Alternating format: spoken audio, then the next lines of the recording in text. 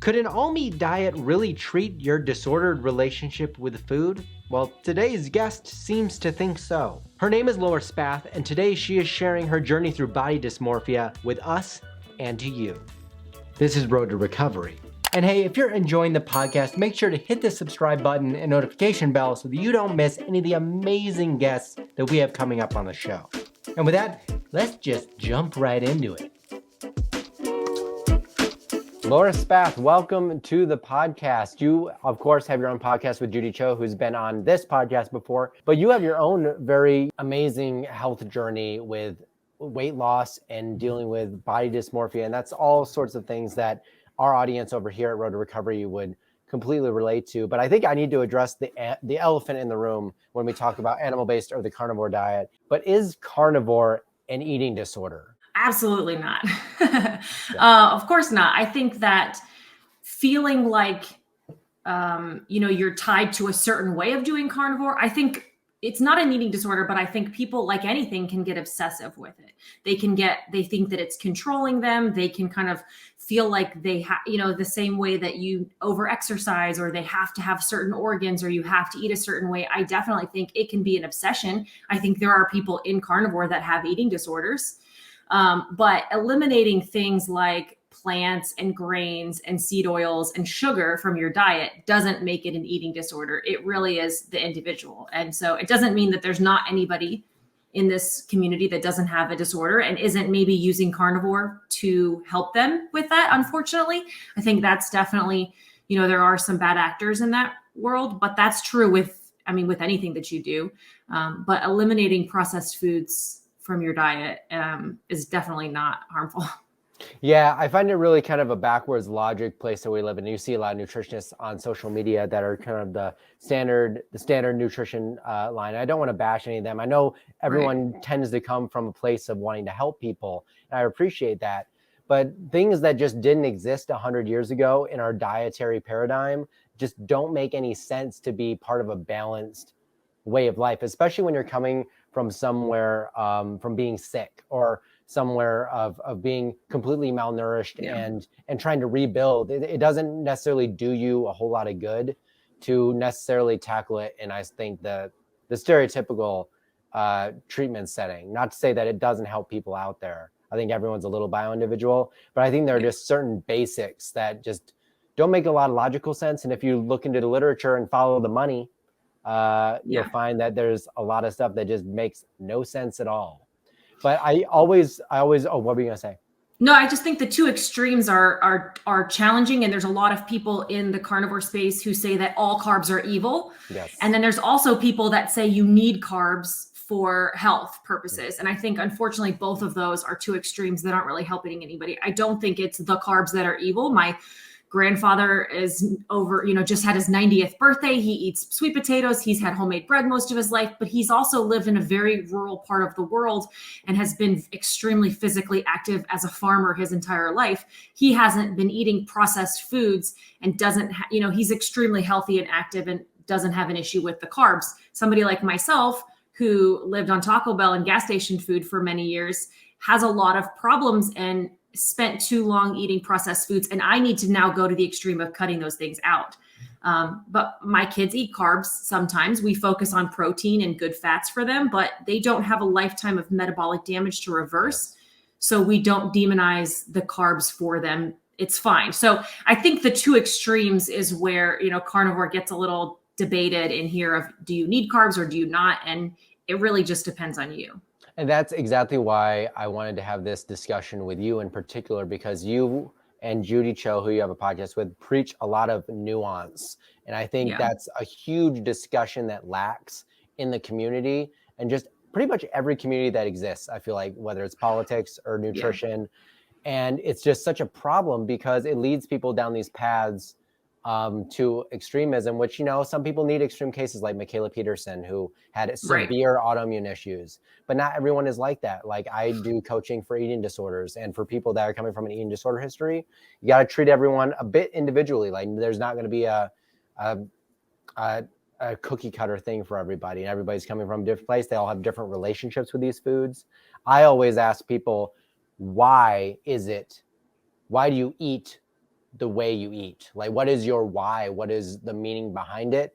And if it's coming from a place of a disordered mindset, maybe that's not the appropriate way to look at it. Are you really like doing this to nourish your body? Or are you doing it because you fear something and want to be restrictive? I think there's just too many questions that we can't be black and white about it. And that's, I think, where this leads to. But you have your own eating disorder. I mean, like body dysmorphia. You have your own story that I think is really powerful. So maybe we can sort of go back for you and kind of just start where your journey began and how you got to where you are, preaching what you preach and talking about all these sort of nuanced topics and cutting through the crap. But let's talk about your journey. So I was always somebody who, I think like most teenage girls growing up, thought I was fat, but really was pretty normal size. And looking back on it now, you kind of, I think what everybody does of like, what was I thinking? Like, I remember like having a meltdown picking out a prom dress because of, I think it was a size 12 maybe. And I like had a meltdown that I was a size 12 and all my friends were skinny. And, it's just, you're not at all. And you just kind of, I think as most teenage girls get pretty obsessed, or teenagers in general, not necessarily just women, but get obsessed with their weight and their looks. I also grew up on a really, really rural environment where we didn't have processed foods. And so I, right around the time my parents got divorced, we switched when my mom started working for the first time. I was 15 and I started making a lot of like boxed foods, packaged foods, prepackaged things. Then I went to college and lived across the street from a Taco Bell, and kind of really then started this last, I guess 20 years of gaining and losing weight. I was always somebody, and I still am somebody who's very good at restriction. So I could lose 20 pounds and then I would reward myself with a cheat day. And then I would kind of go off the rails, and that cheat night would turn into a weekend. It would turn into a week. And then I'll start the first of the month. So I went through this really long, crazy cycle of like lose 20 pounds, gain 30, lose 10, gain 20, lose 40, gain 50. And so it really, those are over many years, but it wasn't unheard of for me to like lose 20 pounds in less than a month and then gain 30 pounds back over the next 2 or 3 months. I really had a lot of fluctuations over the years. And then, same thing, had kids, would find something that was successful. I lost 50 pounds after I had my first daughter. And then over the course of the next year, I think I gained all of that 50 back. And all of that led up to, so I had my son, I had gained weight. I got to the highest weight that I was, which was 263 pounds. He was about ready to turn 2. And I realized I weighed more then than I did when I went into labor with him. Right. So I was definitely like maxed out, pre-diabetic. I was having a lot of health issues at the time and just thought like, okay, here we go again, start another diet. And this time my husband was type 2 diabetic. And so we started keto and really quickly went down the rabbit hole of finding carnivore and fasting, people like Dr. Jason Fung. And then through Michaela Peterson, actually, and her dad, Jordan, we found Carnivore Diet. And so basically that's where things like clicked for me. Like, wait a second, the eat meat and fast of I don't have to watch my calories. I don't have to eat salads all the time. I'm not sitting around at night stressed out because I just want to eat and snack. I'm able to eat a steak and, you're just so much more full with something like carnivore. And so that combined with the effectiveness of fasting, my husband and I both lost, each lost 100 pounds in less than a year. That first year we did carnivore. And I thought, great, that's it. I'm fixed. I'm skinny. Hooray. And I think that's the first time in my life where that realization of body dysmorphia and other issues beyond just the weight loss and the health came into play, because I was a size 20 when I started that weight loss. A year later, I was a size 2. Mostly a 4, but I bought a pair of pants that was a size 2. And that's including like all the excess skin that I had. And so tucking all that skin into, it was really crazy how thin I was. And I still, at that weight, was very obsessed with like, I need to lose more weight because that's what will make my skin go away, or this stomach flap that I have go away. And that was, I guess, when I started then having health issues because I was too thin. And so it's this crazy obsession with if I can just lose the weight, then all of a sudden I'll be fine. And that's when now, then I've spent, that was 3 years ago, almost now, maybe 2.5 years ago. But now I've spent the last 2.5 years going like, okay, where's that balance of thin versus healthy versus happy versus I have to not let the number on the scale define me, which is so hard to do. I have to not let my pant size define my happiness, which is so hard to do. And actually, Judy and I just recorded an episode. I don't know when this is going to air, but we just recorded an episode yesterday of our podcast talking about the same thing of like, if I can get to this size, then I'll be happy. And like, how do we, if, then, when kind of thing. It's always like that. I mean, yeah. not to cut you off, but it's, no, please. I mean, I've gone through this in my own journey with my own eating disorder, where it was like, oh, if I can just get, and for me, it was the opposite. I was always trying to gain weight. I've always been a slanky kid, still am. And I mean, I still catch myself in these moments where it's like, I want to get to Z, but I'm so scared with, the ABC that it takes to get to Z that no action gets taken. And then all of a sudden it's 6 months later and I'm still in the same spot, or vice versa. I'm jumping all around with all these certain things. And it'll be a really interesting podcast with you and Judy talking about that, because I think it's a discussion that isn't really out there a lot when it comes to these sort of things. And it's a problem that's very predominant just in society with the whole thing. It's just the mindset around it is so. But that's, I knew how to lose weight. I can lose weight. I don't know how to not lose weight, because then all of a sudden I hit this weight, this lowest weight. And then I thought, okay, great. Now I'm done. Well, then I gained. Obviously, then fortunately 2020 happened at the same time. And I was all of a sudden at home. I gained a lot of weight that year because I don't know how to stop. I don't know how to be a normal person. I can restrict myself and lose weight, or let's say fast, or I can be strict. I wouldn't even say restrict myself because I'm eating steaks and I'm eating but I can be very strict and have the goal of losing weight in mind, but then I don't know how to just like chill out. And I think that's the first time where I came to the realization that like, oh, you have food issues. This isn't about a weight issue. This isn't about lose the weight and then you can go back to normal and be healthy. This is you don't know how to celebrate without food. You don't know how to be stressed without food. You don't know how to like just eat a normal portion of something. And there was a grieving process that came with that, first of all. And then now it's taken a long time to say like, wait, you're not broken. Here, meeting people like Judy and learning about things like moderators versus abstainers and realizing like, wait, I'm not a broken person because I can't eat half of a cookie and then be satisfied and go about my day. There's a grief and like you feel like a failure and shame for so long. But then once you realize that like, wait, there's a lot more people out there that are like me. I think it just change. It's like a huge weight that's lifted off of you. It doesn't fix anything, but just knowing that you're not alone in that does change kind of like your ability to accept it and to figure out then like, okay, now I'm willing to figure out how to fix this or to live with it. 100%. I mean, I think it's just, I love how much you talk about bringing the mental side of things into the picture of health and the way you view things. I always tell people when they're dealing with stress, and this is something that I know you and Judy talk about, is you can always, like, you can't remove stress from your life. Like I've tried to remove all my stress because I knew it was, very detrimental. I knew it was like one of the reasons I went into my terrible health spiral like 2 years ago. And you can't, but you can always reframe your thoughts around stress. Not to say that you can make everything perfect. You'll never have like a quote panic attack again or whatever. Right. But you can always reframe the way you think about things. And I think when you're thinking about your body, we just live. And this is why I'm sure Judy doesn't spend like all day on social media, like so too many people do, including myself, because you just get caught up in everything.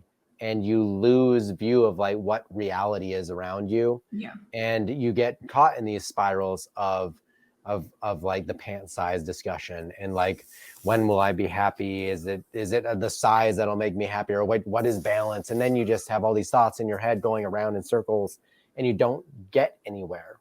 Yeah. And I think a lot of people think that just by going like on keto, actually, I know this to be true. I know a lot of people think that just by going on keto or like going carnivore, like all their problems will suddenly be lifted. And, a lot of things may change. I know your brain chemistry may change. You might be calmer. I know I'm calmer when I am more focused. Like I'm not on the carb roller coaster, but Yeah. you got to address the other things in your life, like your life stress and just like the people you surround yourself with or things you associate with online, your work environment, your light exposure, like these freaking bright LEDs that I have on me right now. There's just so many different factors. And so I wanted to ask you too, what are some other things that you've learned on your health journey that you've had to implement? Because I know you travel a lot like I do as well. Like what are some things, how do you manage or how have you been managing balance while having a normal life? Like so many of us do. And I'm sure you're still figuring things out like we all are. Yeah, absolutely. It's hard. It's really hard. I think, I work full time. I travel a lot. I have kids. Thankfully, my husband is on board with this, so I don't have to deal with like junk food around the house. People who can handle that are so strong because I don't know if I ever could have actually made it this far. I do think that, I don't know if I'll ever be at a point where certain old junk foods or comfort foods, things that I used to eat before don't sound good to me. I just don't, I hear people in the carnivore space talk about that where like once they were perfectly strict for long enough, then all of a sudden all their cravings went away and they didn't even look at that old stuff as food anymore. I don't think that's going to be me. It's not It's me. 3.5 years. It's It's not definitely me. not me. I can push those things off and I don't need to have them right now, but I still know that it is a drug, definitely. I also know it's not going to make me feel good. So that helps. But I think traveling, sleep is a hard one for me. I need a lot of sleep as a person. Like I need more sleep than a lot of people. And it's hard to get that traveling. And I can tell that my cravings increase and my stress and everything, when I'm not getting enough sleep. When I'm not sleeping enough and I'm traveling more, I don't even worry about fasting. I'm like, I don't care what time of day it is. If you want to eat something, eat the meat, eat bacon, eat cheese, eat whatever. Like my way of kind of handling all of the things is to focus on having that one non-negotiable thing. And for me, that's like no carbs and sugar. And so if I want to have meat and it's not within my normal meal time, if I just want to graze on a plane, if I want to, munch on jerky or something, I kind of let that go where it's not ideal. Maybe I'm not going to lose weight with it. Maybe I don't really need to eat. It's not fixing my root emotional issues. Like, okay, I get it.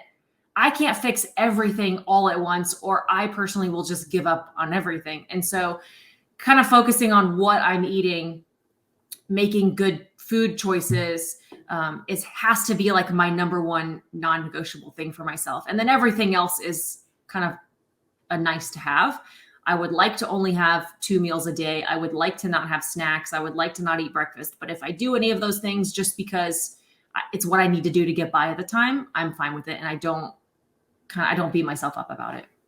I think that's the biggest thing is like not beating yourself up about it, even if you stray from your quote path, for one day. One day doesn't make the journey. This is something I talk to a lot of people about is they get really upset. And I did this too for many years. I would get really upset when I fell off the wagon, and then it would just be like, well, F it, and let's completely fall off the wagon, basically. Yeah. And it would be so easy now. We're in the last quarter of the year to like wait till January 1st and just like, do you know how much weight I could gain in the next 6 weeks before January? Like a lot. It would be very easy. But yeah, it's just having, like you said, that kind of one hard and fast like rule that you stick to, and then just kind of like a minor game plan. And especially when you're traveling a lot, like for me, when I travel, I always make sure I travel with a heck of a lot of things like jerky or beef sticks, just stuff like that. So I have something on the go because I'm not getting optimal sleep. I'm just accepted that. Like I would like to if I could, but it's just not going to happen. So if I need something, the best of the worst evils are I'm gonna try and eat those things. And so it's just like having a game plan, planning ahead. I think all those things can help people out. But the other thing I wanted to kind of talk about is this goes back to kind of what you talk about on your guys' podcast. But a lot of people get a lot of misconceptions wrong about animal-based or carnivore or whatever you want to call it, or keto even. And so what have you seen from just being in the community and maybe just with yourself, like getting into keto originally and all that stuff? What were some of the major things that you got wrong or that you've noticed others get wrong in your life when going ketogenic or carnivore that they had to sort of reassess later and kind of revamp because they just weren't doing it right? The big one for me is I see people chronically undereat and it just screws up a ton of stuff. And then they blame carnivore for not working. And so I'd love to hear your thoughts and experience with that. I think that's absolutely true, especially, I think there's two things, and that what you said is one of them. I think especially for women, older women, right? 40, 50, 60, like middle-aged and up. Most of those women cannot eat 2 pounds of meat in one sitting. When I was at my heaviest, I could eat 2 pounds of meat in one sitting, but now I can't. And so I fall in that category of women that we just mentioned, where I can't eat enough in one sitting to fulfill my nutrients needs for the entire day. And so while I could previously, I can't now, which is why I can't just stick with one meal a day. So I think that's important. I agree with you on that. I also think the other one is you have to incorporate, in my opinion, some sort of fasting, which sounds opposite of what we just said, because the myth is you can eat as much as you want, whenever you want, as long as it's meat and you won't gain weight. Or like if you're gaining, it's because you're healing and your body needs to, and eventually your appetite will regulate and your appetite will slow down, your weight will magically regulate itself. And that one is BS. And I'm sorry. And I see a lot of people just eating way too often, not necessarily too much, because I do know so many people who are eating so often, but when you really add up what they're doing in the day, it's not a lot. And so it's this weird thing of like eating too often, but also under eating nutritionally, and your body's getting none of the benefits of like taking a break with digestion. And then it's also not actually getting adequate calories because they're grazing on lots of little things all day long, but there's no like actual nutrients in them. So, I could eat a giant ribeye 3 times a day easily, and I would gain weight if without incorporating fasting, even eating beef only, I would gain weight. And I think that's another thing that people are like, I'm eating 4 pounds of meat a day and I'm, or tons of bacon and all this egg and I'm adding fat to everything and I'm gaining weight. My appetite's not regulating like that. I don't think that would happen for me either. And so again, you're not broken if that common, piece of advice doesn't work for you. I think there's a lot of people that it doesn't work for. They're just not necessarily the louder voices. Yeah, that makes a lot of sense. I mean, I've seen that too in the community where, when I first got into stuff, I think people were saying something like, oh, you can pretty much eat as much fat as you want and it won't. I'm like, well, fat also is the easiest thing that's turned to fat because it's just fat initially. But it goes back to like people over consuming and undernourishing. And that's like the whole problem with like SAD is it's just over consuming like complete undernourishing. There's like no nourishment there. But yeah,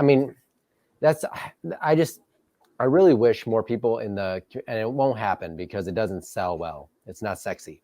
But I wish people would talk about like more of the nuanced stuff like this, because there's just never going to be like the one that fits everybody scenario. Right. Everyone's got different loads and stresses and histories, and it's just so nuanced. But I guess at the same time, it's like when you want to preach a message and you want to be known for a certain thing and you have that agenda, like you can't, like you have to sell it.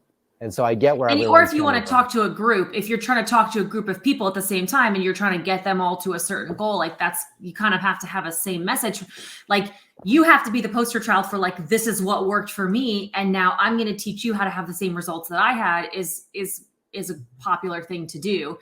Doesn't mean that person is wrong on what worked for them. It just doesn't necessarily mean it's going to work for everybody else. I also think that what worked for me initially isn't what works for me now. And so while it's not dramatically different, I have had to adjust kind of based on where I'm at and where my goals are. I also don't know how I did it the way in the beginning was necessarily the right way. Like losing that much weight that fast, that aggressively, like maybe that wasn't the best thing for me to do.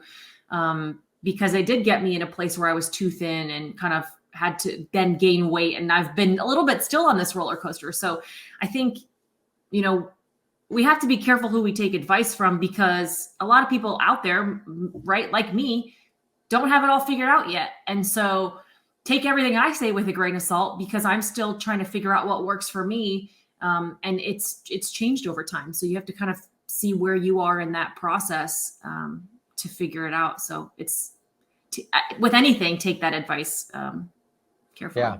And that's kind of like, as we're coming up on the 30-minute mark here, I wanted to kind of ask you, because like you said, we're just talking from our own experience. Like like even people like Judy who are nutritional like practitioners and all these things, like we have knowledge that are hard facts for sure. And then we have our personal experience, and then we're taking both those things and trying to cater it to you, the viewer, or you, the client. And it's just going to be a little bit different for everybody. And you're going to make mistakes. And that's the thing that I always want to tell people is like, you will make mistakes. It's just the persistence that you need to have to keep going and adjusting these things to get to where you want to be. It's never going to be a straight line. It's always kind of a zigzag curve up to your goals.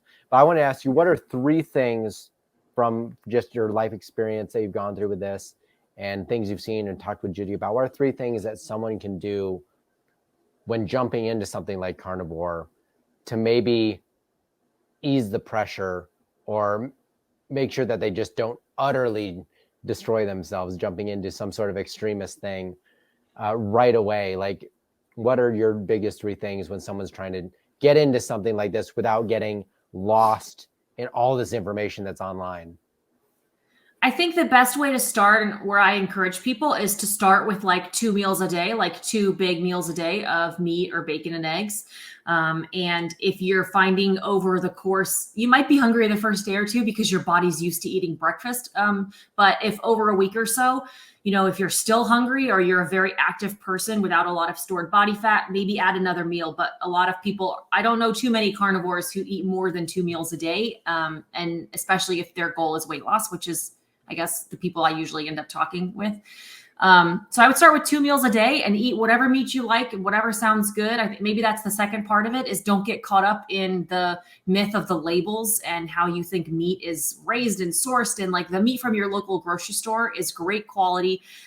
It tastes great. It's affordable. And so that would be the second tip I would say, is just eat whatever sounds good to you in the moment. That's meat. And don't stress so much about like your balanced nutrient profiles. Like, were you worrying about that when you ordered pizza on Friday nights? Like, were you worried about that when you ate ice cream regularly?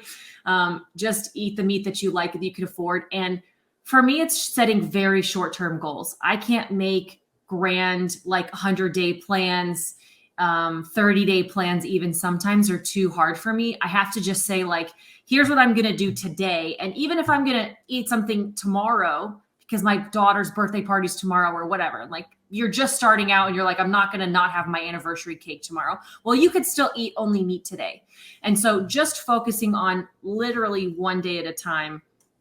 If I make a big 30-day plan and 4 days in, I mess up, what I consider mess up, right? And I would eat carbs, I just forget it, blew the whole 30 days. And it's too big of a mistake in a way to get back on track. That's how my mind works. And so for me, it's always about 1 day at a time of, yeah, you don't need that ice cream today. Like, have it tomorrow, have it Monday. If you can just make it through this first weekend with no cheating or, eating carbs, eating things that you don't want to do, just wait till next weekend and then you can have it. And future me is always much more rational and stronger than current me is in the moment. Yeah. And I've never regretted making it to a Monday and not giving into a bad food over the weekend.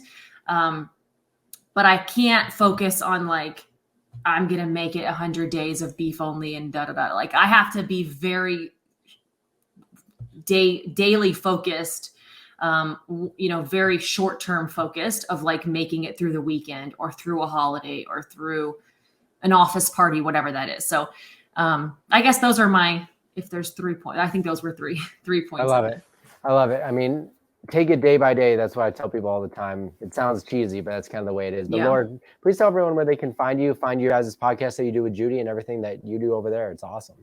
Yeah, the podcast Judy and I do is called Cutting Against the Grain. Judy's the smart one, and I like to just hang out and share my 2 cents occasionally.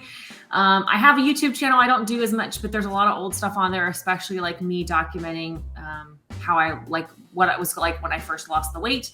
And then if you just want to hang out, see what I eat every day and follow on the kids, then you can find me on Instagram at Laura Spath.